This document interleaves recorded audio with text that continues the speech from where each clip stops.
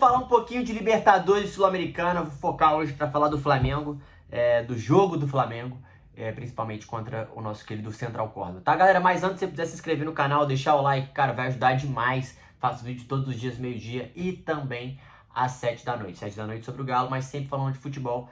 Todas as minhas redes sociais também estão na descrição do vídeo. Se você puder me ajudar, vai ajudar demais. Vamos falar um pouquinho do Flamengo. Flamengo que empatou com o Central Córdoba e poderia ter perdido, tá? Gente, o que tá acontecendo com o Flamengo? Eu acho que essa é a grande pergunta, né? Não só a grande pergunta, mas o que os flamenguistas, todos os torcedores querem saber. E a gente sabe que o Flamengo é um grande time. O melhor elenco do Brasil, disparado, pra mim, disparado. Mas está acontecendo algumas coisas. Vamos lá. O primeiro ponto que ilustra isso é: o Flamengo não fez ainda um excelente jogo na Libertadores, tá? Não fez um excelente jogo na Libertadores ainda. A gente vai falar sobre isso. O Flamengo tá se complicando no grupo, Central Córdoba na frente, LDU, mas não fez um grande jogo. O grande jogo que eu quero dizer é aquele jogo que, pô, ganhou com total respeito.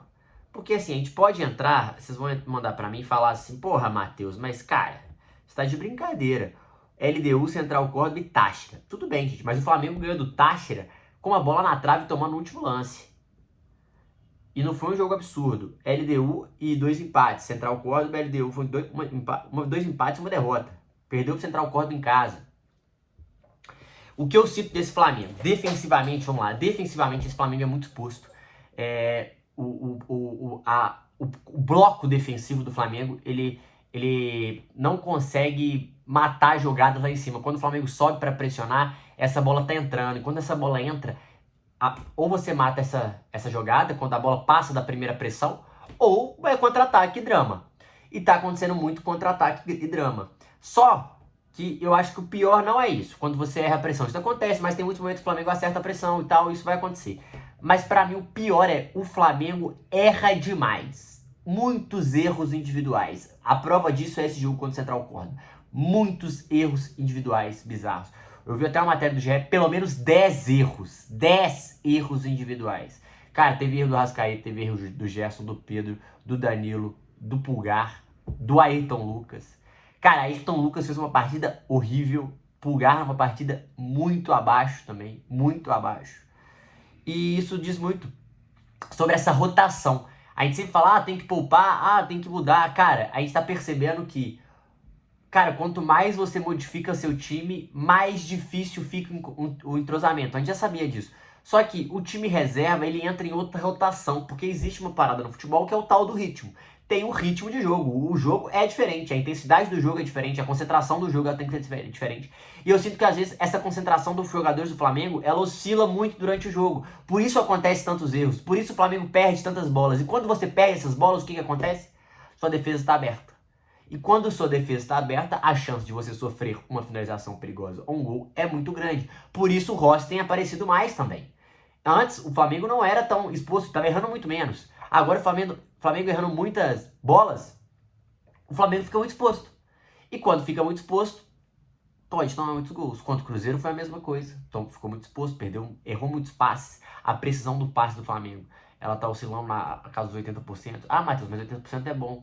É bom, irmão, mas quando você fica muito tempo com a bola, você tá acertando 80% do tempo, 80% do passe, significa que pelo menos 20, 15, você tá errando. E quando você erra, é a qualidade desse erro, né? Vamos botar assim, a qualidade. Por quê? Porque quando você erra lá na frente, no último passe, no passe que era pro cara chutar pro gol, a bola pra trás, beleza. Mas quando você erra essas bolas no meio de campo, a bola virada, a bola no meio de campo pra sair jogando, é um problema. E o Flamengo tá errando essas bolas. E essas bolas, elas são fatais, elas machucam. E o Felipe Luiz, ele vive o primeiro momento pressionado no Flamengo. Ah, você tá falando que o Felipe Luiz vai ser demitido? Não, eu tô falando que ele vive uma pressão. A pressão de, cara, tá tendo um erro, a gente vai precisar se provar e melhorar isso. Como é que a gente vai fazer isso?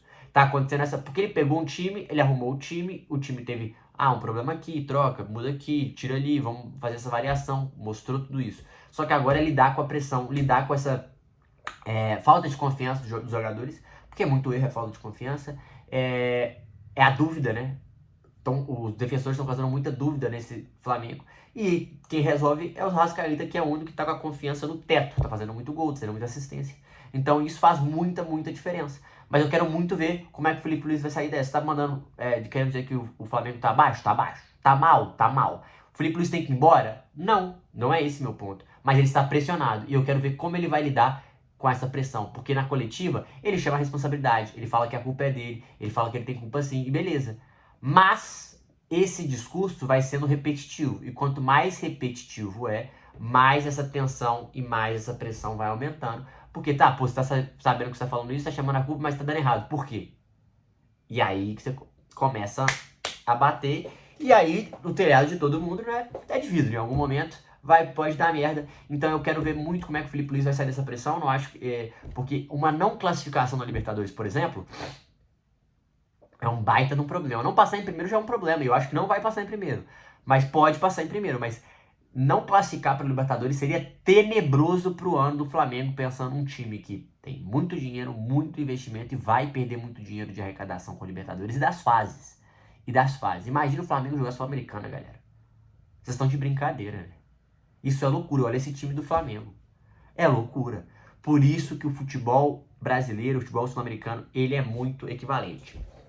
Mas, Matheus, por que você acha que isso está acontecendo com o Flamengo? Eu acho que uma questão de adaptação, acho que a questão de tentar rodar o elenco, isso complica, e a questão do calendário de jogos. Como assim? Esse ano a pré-temporada foi menor. Esse ano os principais jogos começaram a acontecer no primeiro semestre. Jogos importantes, um atrás do outro. Isso vai minando, porque os jogadores estão começando a temporada, estão começando a ganhar confiança, começando a entrosar, começando a encaixar o time. E por esse ano tudo ter começado antes, e por mais que esses caras já jogam há muito tempo junto, tem encaixes de estilos de jogos de treinador que é diferente, gente. O jogador, quando vai jogar contra o time é de um jeito, de outro jeito, mas quando muda o treinador, e ele começou a fazer pré-temporada, porque ano passado ele pega as ideias dele e ele vai ajeitando de acordo com o que tá. Nessa pré-temporada, que não teve muito tempo, ele está implementando a dele. Então também tem essa troca. Dito isso, vai ter 2 jogos complicados, tá 3 pontos atrás do segundo colocado, o empate é tenebroso, qualquer empate do Flamengo agora é tenebroso, não pode. A gente acredita que vai ganhar do Córdoba, do Táchira, mas se ele, por exemplo, ele ganhou do Táchira, o LDU empatou com o Central Córdoba, é 1 ponto pra cada, eles ainda estão na frente do Flamengo. O Flamengo vai pra última rodada dependendo só dele, perfeito. Mas os outros times também. O empate classifica um, a vitória classifica outro. Então é complicado. Eu acho que esses fatores também mostram que o Flamengo precisa ter mais jogadores. Por exemplo, claramente a peça Pulgar, ela é muito importante, esse primeiro volante do Flamengo, e o Flamengo precisa mais de um volante, por isso que eu acho que a chegada do Jorginho vai ser muito importante. O Jorginho tem uma qualidade no passe muito boa, uma qualidade na criação e na quebra de linha muito boa, não marca tão bem assim. O Pulgar, ele marca um pouco melhor, mas ainda assim fez uma partida muito mal, muito ruim contra o Córdoba, por isso que foi um problema. Então, de uma maneira geral, o Flamengo ele vai precisar de mais gente, mas ele também vai precisar desovar jogadores. E vamos ver se o Michael vai perder espaço, se o Matheus Gonçalves vai perder espaço. Porque tem ótimos jogadores que não desempenharam, não estão jogando, não estão tendo tempo de jogo para desempenhar um bom papel. O Alcaraz estava lá se ele pode voltar ou não, aí está nessa situação. E o João Félix ainda bem que não vai vir, né? Acho que tem bola, bom jogador, mas não acho que tem nada a ver, não faz sentido nenhum. O Flamengo em si apostar nele não faz sentido. Não faz sentido mesmo. Acho que o Flamengo tem outras peças que ele poderia apostar que são mais certeiras e daria mais certo. E fato, pra mim é fato. Tá? Mas situação complicada, eu quero ver muito como o Felipe Luiz vai sair dessa. Acho que tem totais possibilidades. Mas sim, vive a primeira grande crise nele e do Flamengo. E a gente vai ver como o Flamengo vai sair. Porque uma não classificação na Libertadores, não sei o que pode acontecer. Não sei mesmo o que pode acontecer. Acho que o Felipe Luiz poderia até cair. Essa poderia, pra mim, ser até uma situação. Mas o Flamengo agora tem 2 partidas em casa que pode resolver. Isso fica muito tranquilo. Outros brasileiros, São Paulo tá tranquilo, o Palmeiras tá classificado, tranquilo. Fortaleza só depende de si agora. Jogos difíceis contra Bucaramanga, Colo-Colo, se não me engano. Não, Racing, Colo-Colo. Não, ganhou do Colo-Colo, né? Bucaramanga e Racing. O Inter perdeu ontem, resultado tenebroso pro Inter. Agora botou todo mundo vivo. Bahia, Atlético Nacional, Internacional, todo mundo pode classificar. Palmeiras já classificado.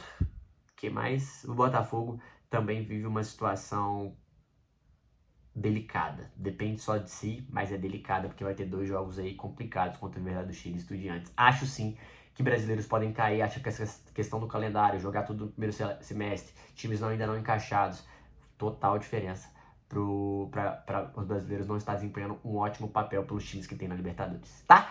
O que vocês acharam? Deixa aqui nos comentários. E é isso. Tamo junto. É nóis.